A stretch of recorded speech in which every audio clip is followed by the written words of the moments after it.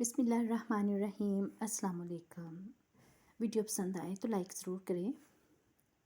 آپ صلی اللہ علیہ وآلہ وسلم تھوڑی ہی دور گئے ہوں گے کہ اکرمہ نے اپنے گھڑ سواروں سے آپ صلی اللہ علیہ وآلہ وسلم پر حملہ کر دیا۔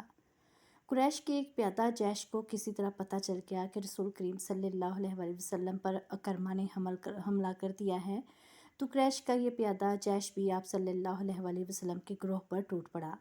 آپ صلی اللہ علیہ وآلہ وسلم کے اور آپ صلی اللہ علیہ وآلہ وسلم کے کسی ایک بھی ساتھی کے بچ نکلنے کا سوال ہی ختم ہو گیا تھا۔ آپ کے 30 ساتھیوں نے اور ان 2 خواتین نے آپ صلی اللہ علیہ وسلم کے ساتھ تھے، آپ صلی اللہ علیہ وآلہ وسلم کے گرد گوشت پوشت کی دیوار کھڑی کر دی۔ خالد کو یاد آ رہا تھا کہ رسول اللہ صلی اللہ علیہ وآلہ وسلم جسمانی طاقت کے لحاظ سے بھی مشہور تھے۔ اس کا سب سے بڑا ثبوت یہ تھا کہ آپ صلی اللہ علیہ وآلہ وسلم نے عرب کے مانے ہوئے پہلوان رکانہ کو 3 بار اٹھا کے پٹخا تھا۔ اب میدان جنگ میں ان کی طاقت کے ایک اور مظاہرے کا وقت آ گیا تھا۔ گوشت پوشت کی وہ دیوار جو آپ صلی اللہ علیہ وآلہ وسلم کے فدائین نے آپ صلی اللہ علیہ وآلہ وسلم کے ارد گرد کھڑی کر دی تھی، اسے آپ نے خود توڑا۔ آپ کے ہاتھ میں کمان تھی، ترکش میں تیر بھی تھے۔ اس وقت خالد مسلمانوں کے بڑے حصے میں الجھا ہوا تھا۔ اسے جب بعد میں بتایا گیا تھا کہ جب رسول اللہ صلی اللہ علیہ وآلہ وسلم اور ان کے 30 ساتھی اور 2 عورتیں قریش کے گھڑ سواروں اور پیادوں کے مقابلے میں جم گئے تھے، تو خالد نے بڑی مشکل سے یقین کیا تھا۔ اس نے ایک بار پھر کہا تھا کہ یہ طاقت جسمانی نہیں ہو سکتی، یہ کوئی اور طاقت ہے۔ اس وقت سے ایک سوال اسے پریشان کر رہا تھا کہ کیا عقیدہ طاقت بن سکتا ہے؟ وہ اپنے قبیلے میں کسی سے اس سوال کا جواب نہیں لے سکتا تھا، کیونکہ فوراً یہ الزام عائد ہو سکتا تھا کہ اس پر بھی محمد صلی اللہ علیہ وآلہ وسلم کا جادو اثر کر گیا ہے۔ آج وہ یہی سوال اپنے ذہن میں لیے مدینہ کی طرف جا رہا تھا۔ احد کی پہاڑی افق سے اوپر اٹھائی تھی، 4 برس پرانی یادیں اسے پھر اس پہاڑی کے دامن میں لے گئیں، جہاں اسے اپنا ہی نام سنائی دے رہا تھا، ابو سلیمان، ابو سلیمان۔ وہ اپنے تصور میں دیکھنے لگا کہ ان 30 آدمیوں اور 2 عورتوں نے اتنے سارے گھڑ سواروں اور پیادوں کا مقابلہ کس طرح کیا ہوگا۔ رسول کریم اپنے دست مبارک سے تیر برسا رہے تھے۔ آپ صلی اللہ علیہ وآلہ وسلم کے ساتھی بڑھ چڑھ کر آپ کو اپنے حلقے میں لے لیتے۔ ایک مورخ مغازی کی تحریر کے مطابق آپ اپنے گرد حلقے کو بار بار توڑتے اور جدھر سے دشمن ان کی طرف بڑھتا اس پر تیر چلاتے۔ آپ کی جسمانی طاقت عام انسانوں کے مقابلے میں کہیں زیادہ تھی۔ آپ کمان کو اس قدر زور سے کھینچتے تھے کہ آپ کا چھوڑا ہوا تیر جس جسم میں لگتا تھا، تیر کی نوک اس جسم کے دوسری طرف نکل جاتی تھی۔ آپ نے اس قدر تیر چلائے، ایک تیر چلانے کے لیے آپ نے کمان کو کھینچا تو کمان ٹوٹ گئی۔ آپ نے اپنے ترکش میں بچے ہوئے تیر سعد بن ابی وقاص کو دے دیے۔ سعد بن ابی وقاص کے نشانے کا بھی کوئی مقابلہ نہیں کر سکتا تھا۔ خود آپ بھی سعد کے نشانے کو تسلیم کرتے تھے۔ ادھر مسلمان ابو سفیان اور خالد کے ہاتھوں کٹ رہے تھے، وہ خون کا آخری قطرہ بہہ جانے تک مقابلہ کر رہے تھے۔ ادھر آپ صلی اللہ علیہ وآلہ وسلم کے 30 فدائین اور 2 خواتین کی بے جگری کا یہ عالم تھا جیسے ان کے جسم نہیں، ان کی روحیں لڑ رہی ہوں۔ مشہور مورخ طبری لکھتا ہے کہ ایک مسلمان نے بیک وقت 4 5 قریش کا مقابلہ کیا۔ ان کا انداز ایسا دہشت ناک تھا کہ قریش پیچھے ہٹ جاتے تھے یا ان پر حملہ کرنے والا اکیلا مسلمان زخموں سے چور ہو کر گر پڑتا تھا۔ قریش نے جب رسول اکرم صلی اللہ علیہ وآلہ وسلم کے فدائین کی شجاعت کا یہ عالم دیکھا تو کچھ پیچھے ہٹ کر ان پر تیروں کے ساتھ ساتھ پتھر بھی برسانے لگے۔ اس کے ساتھ ہی قریش کے چند ایک گھڑ سوار سر پر گھوڑے دوڑاتے آپ صلی اللہ علیہ وآلہ وسلم پر حملہ آور ہوئے، لیکن آپ کے ساتھیوں کے تیر ان کے جسموں میں اتر کر انہیں واپس چلے جانے پر مجبور کر دیتے تھے۔ اس صورتحال سے بچنے کے لیے قریش نے چاروں طرف سے تیروں اور پتھروں کا میਂہ برسا دیا۔ خالد کو اکرمہ نے بتایا تھا کہ ابو دجانہ محمد صلی اللہ علیہ وآلہ وسلم کے آگے جا کھڑے ہوئے، ان کی پیٹھ دشمن کی طرف تھی۔ ابو دجانہ بیک وقت 2 کام کر رہے تھے، ایک یہ کہ وہ اپنے تیر سعد بن ابی وقاص کو دیتے جا رہے تھے اور سعد بڑی تیزی سے تیر برسا رہے تھے۔ اس کے ساتھ ہی ابو دجانہ محمد کو تیروں سے بچانے کی کوشش کر رہے تھے۔ تیروں اور پتھروں کی بارش میں کوئی نہ دیکھ سکا کہ ابو دجانہ کس حالت میں ہیں۔ جب ابو دجانہ گر پڑے تو اس وقت دیکھا کہ ان کی پیٹھ میں اتنے تیر اتر گئے تھے کہ ان کی پیٹھ خارپشت کی پیٹھ لگتی تھی۔ رسول اکرم صلی اللہ علیہ وآلہ وسلم کو بچانے کے لیے آپ کے کئی ساتھیوں نے جان دے دی، لیکن اکرمہ اور اس کے گھڑ سواروں اور پیادوں پر اتنی دہشت طاری ہو چکی تھی کہ وہ پیچھے ہٹ گئے۔ قریش بھی تھک گئے۔ رسول کریم صلی اللہ علیہ وآلہ وسلم نے اپنے ساتھیوں کا جائزہ لیا۔ ہر طرف خون ہی خون تھا، لیکن زخمیوں کو اٹھانے اور مرہم پٹی کرنے کا موقع نہ تھا۔ दुश्मन एक और हल्ला बोलने के लिए पीछे हटा था। मोहम्मद, मुझे कुरैश के एक और आदमी का इंतज़ार है। रसूल अकरम सल्लल्लाहु अलैहि वसल्लम ने अपने साथियों से कहा।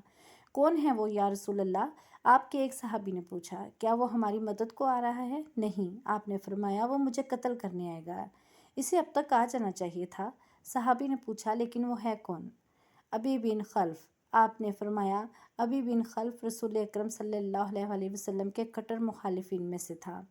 वो मदीना का रहने वाला था। इसे जब पता चला कि रसूलुल्लाह सल्लल्लाहु अलैहि वसल्लम ने नबूवत का दावा किया है, तो एक रोज़ वो आपके पास आया और इसने आपका मजाक उड़ाया।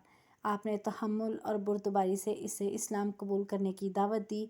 क्या तुम मुझे इतना कमज़ोर समझते हो कि मैं तुम्हारे इस बेबुनियाद अकीदे को कबूल कर लूँगा? अबी बिन खलफ ने गुस्ताखाना लहजे में कहा था। मेरी बात गौर से सुन ले मोहम्मद, किसी रोज़ मेरा घोड़ा देख लेना। इसे मैं इस वक्त के लिए मोटा ताज़ा कर रहा हूँ। जब तुम क्रैश को फिर कभी जंग के लिए ललकारोगे, अब बदर के ख्वाब देखने छोड़ दो। मैं इसी घोड़े पर सवार हूँगा और तुम मुझे मैदान जंग में अपने सामने देखोगे। और मैं अपने देवताओं की कसम खाकर कहता हूँ कि तुम्हें अपने हाथों कत्ल करूँगा। अब ये रसूल खुदा सल्लल्लाहु अलैहि वसल्लम ने मुस्कुरा कर कहा था, ज़िंदगी और मौत इस अल्लाह के इख्तियार में है, जिसने मुझे नबूवत अता फरमाई है और मुझे गुमराह लोगों को सीधे रास्ते पर लाने का फ़र्ज़ सौंपा है। ऐसी बात मुँह से ना निकालो जिसे मेरे अल्लाह के सिवा कोई भी पूरा ना कर सके। यूँ भी तो हो सकता है कि तुम मुझे कत्ल करने और तुम मेरे हाथों कत्ल हो जाओ। अबी बिन खलफ रसूलुल्लाह सल्लल्लाहु अलैहि वसल्लम की इस बात पर तंज़िया हंसी हंस पड़ा और हंसता हुआ चला गया। अब उहद के मार्के में रसूलुल्लाह सल्लल्लाहु अलैहि वसल्लम को अबी बिन खलफ याद आ गया। जो ही आपने इसका नाम लिया तो दूर से एक घोड़ा सटपट दौड़ता आया। सब ने इधर देखा। मेरे अजीज़ साथियों, रसूल अकरम सल्लल्लाहु अलैहि वसल्लम ने अपने साथियों से कहा, मुझे कुछ ऐसे लग रहा है जैसे ये सवार जो हमारी तरफ बढ़ता आ रहा है अभी ही होगा। अगर वो अभी ही हुआ तो इसे रोकना नहीं, इसे मेरे सामने और मेरे करीब आने देना। मोरहीनो अकदी मगाजी और इब्ने हशाम ने लिखा है कि वो सवार अबी बिन खलफ ही था। इसने ललकार कर कहा कि संभल जा मोहम्मद, अभी आ गया है। ये देख, मैं इसी घोड़े पर सवार हूँ जो तुम्हें दिखाया था। या रसूलुल्लाह सल्लल्लाहु अलैहि वसल्लम। रसूलुल्लाह सल्लल्लाहु अलैहि वसल्लम के साथियों में से 3-4 ने आगे होकर कहा, हमें इजाज़त दें कि इसे आपके करीब आने तक ख़त्म कर दें। इन्हें रसूल करीम सल्लल्लाहु अलैहि वसल्लम ने कहा, इसे आने दो, मेरे करीब आने दो, इसे रास्ता दे दो। रसूल करीम सल्लल्लाहु अलैहि वसल्लम के सर पर जंजीरों वाली खुद थी। इसकी जंजीरें आप सल्लल्लाहु अलैहि वसल्लम के चेहरे के आगे और दाएं बाएं लटक रही थीं। आप सल्लल्लाहु अलैहि वसल्लम के हाथ में बर्छी थी और तलवार नियाम में थी। अबी का घोड़ा करीब आ गया था। आगे आजा अबी, रसूलुल्लाह सल्लल्लाहु अलैहि वसल्लम ने ललकार कर कहा, मेरे सिवा तेरे साथ कोई नहीं लड़ेगा। अबी बिन खलफ ने अपना घोड़ा करीब लाकर रोका और तंजिया कह कहा लगाया। इसे शायद पूरा यकीन था कि वो आपको कत्ल कर देगा। इसकी तलवार अभी नियाम में थी। आप इसके करीब चले गए। वो बड़े ताकतवर घोड़े पर था और आप ज़मीन पर। इसने अभी तलवार निकाली ही थी कि आपने आगे बढ़कर और उछलकर इस पर बर्छी का वार किया। वो वार बचाने के लिए एक तरफ को झुक गया, लेकिन वार खाली ना गया। आप सल्लल्लाहु अलैहि वसल्लम की बर्छी की अन्नी इसके दाएं कंधे पर हंसली की हड्डी से नीचे गई। वो घोड़े से गिर पड़ा और इसकी पसली टूट गई। मौरख लिखते हैं कि रसूल खुदा का वार इतना कारी ना था कि अभी जैसा कवि हैकल आदमी उठ न सकता। रसूल खुदा इस पर दूसरा वार करने को दौड़े। वो घोड़े की दूसरी तरफ गिरा था। इस पर शायद दहशतदारी हो गई थी या आप सल्लल्लाहु अलैहि वसल्लम का वार इसके लिए गैर मुतवक्का था। वो उठा और अपना घोड़ा वहीं छोड़कर भाग गया। वो चिल्लाता जा रहा था, मोहम्मद ने मुझे कत्ल कर दिया, ए अहले कुरैश, मोहम्मद ने मुझे कत्ल कर डाला। कुरैश के कुछ आदमियों ने इसके ज़ख्म देखे तो इसे तसल्ली दी कि इसे किसी ने कत्ल नहीं, कैफियत तारी हो गई थी कि इसकी ज़ुबान से यही अल्फाज निकलते थे, मैं ज़िंदा नहीं रहूँगा। मोहम्मद ने कहा था कि मैं इसके हाथों कत्ल हो जाऊँगा। मौरख इब्न शाम ने यहाँ तक लिखा है कि अबी ने ये अल्फाज भी कहे थे, अगर मोहम्मद मुझ पर सिर्फ थूक देता तो भी मैं ज़िंदा न रह सकता था। जब उहद का मार्का ख़त्म हो गया तो अबी कुरैश के साथ मक्का रवाना हो गया। रास्ते में उन्होंने पड़ाव किया तो अबी मर गया। खालिद को आज 4 बरस बाद वो वक्त कल की बात की तरह याद आ रहा था। इसे यकीन था कि मुसलमानों को अहले कुरैश कुचल कर रख देंगे, लेकिन मुसलमान जिस तरह जानें कुर्बान कर रहे थे इसने खालिद को परेशान कर दिया।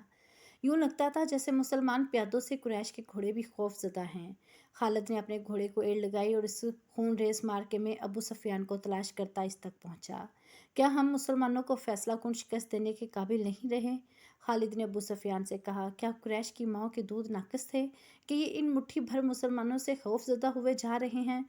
देखो खालिद, अबी सुफियान ने कहा, जब तक मोहम्मद इनके साथ साथ है वो जिंदा सलामत हैं। ये खून का आखिरी कतरा बह जाने तक शिकस्त नहीं खाएंगे। तो ये फ़र्ज़ मुझे क्यों नहीं सौंप देते? खालिद ने कहा। नहीं, अबू सुफियान ने कहा, तुम अपने सवारों के पास जाओ, तुम्हारी क़यादत के बगैर वो बिखर जाएंगे। मोहम्मद और इसके साथियों पर हमला करने के लिए मैं प्यादे भेज रहा हूँ। आज मदीना की तरफ जाते हुए खालिद को अफसोस हो रहा था कि अबू सुफियान ने इसके एक कज़म को कुचल डाला था। रसूल खुदा सल्लल्लाहु अलैहि वसल्लम के कत्ल को वो अपना फ़र्ज समझता था। वो रसूल खुदा सल्लल्लाहु अलैहि वसल्लम को कत्ल करके अपने सबसे बड़े देवताओं हबल और अज़ा की खुशनुदी हासिल करना चाहता था।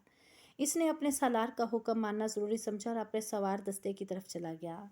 इसे इत्मीनान ज़रूर था कि रसूल अकरम सल्लल्लाहु अलैहि वसल्लम के साथ अब चंद एक साथी ही रह गए होंगे और आप सल्लल्लाहु अलैहि वसल्लम को कत्ल करना अब कोई मुश्किल नहीं होगा और इसके बाद मुसलमान उठने के काबिल नहीं होंगे।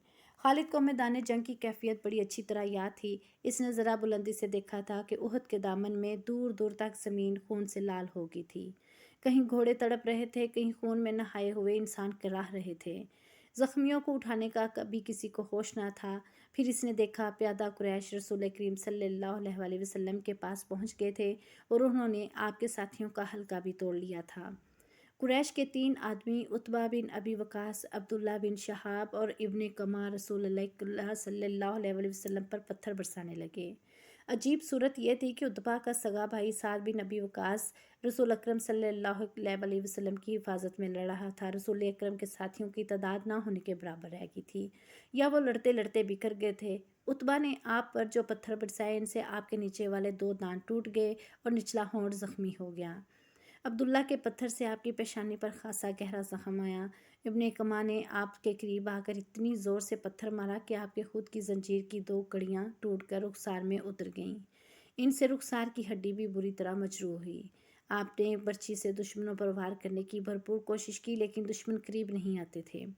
आप सल्लल्लाहु अलैहि वसल्लम का खून इतना निकल गया था कि आप सल्लल्लाहु अलैहि वसल्लम गिर पड़े। इस वक्त आपके एक सहाबी तलहा ने जो कुरैश के दूसरे आदमियों के साथ आदमियों के साथ लड़ रहे थे देख लिया और दौड़ते हुए आप सल्लल्लाहु अलैहि वसल्लम तक पहुँचे। इनकी ललकार पर इनके दूसरे साथी भी आ गए। आपको पत्थरों से गिराने वाले कुरैश आप पर तलवारों से हमला करने ही वाले थे कि साद बिन अबी वकास ने अपने सगे भाई उतबा पर हमला कर दिया। उतबा अपने भाई का गैज़ो गज़ब देकर भाग निकला। तलहा ने रसूल खुदा को सहारा देकर उठाया। आप सल्लल्लाहु अलैहि वसल्लम पूरी तरह से होश में थे।